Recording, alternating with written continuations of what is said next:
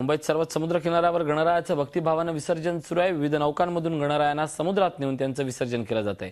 अशाच एका बोटीवरून सुरू असलेल्या विसर्जन सोहळ्याचा आढावा घेतला आमचे प्रतिनिधी अजित मांढरे यांनी। गणपती बाप्पा मोरया।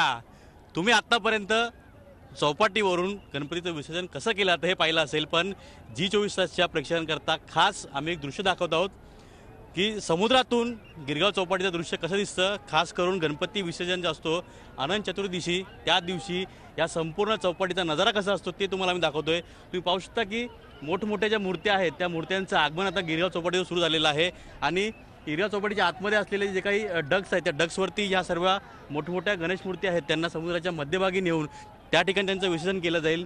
उत्कृष्ट अशी व्यवस्था केलेली आहे, BMCने केलेली आहे, मुंबई पोलिसांनी केलेली आहे।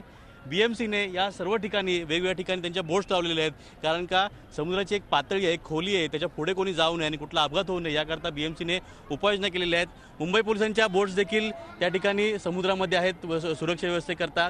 म्हणजे हा संपूर्ण गिरगाव चौपाटीचा परिसर जो आहे तो पूर्णपणे सुरक्षित असावा।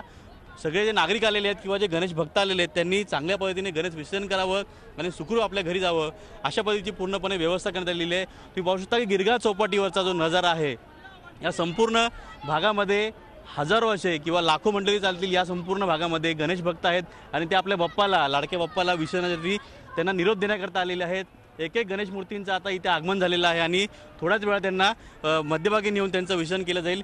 या ठिकाणी वाटतं की समुद्राची आता ओहोटी आहे, त्यामुळे घरगुती गणपती असतील अशा पद्धतीनं जे भक्त आहेत ते गणपती बाप्पाला डोक्यावर घेऊन समुद्राच्या आतमध्ये चालले आहेत। ओहोटी आहे त्यामुळे पुढे ज्या BMC डक आहे त्या डकजवळ या मूर्त्यांना दिलं जाईल आणि त्यांचं विसर्जन पुढे केलं जाईल।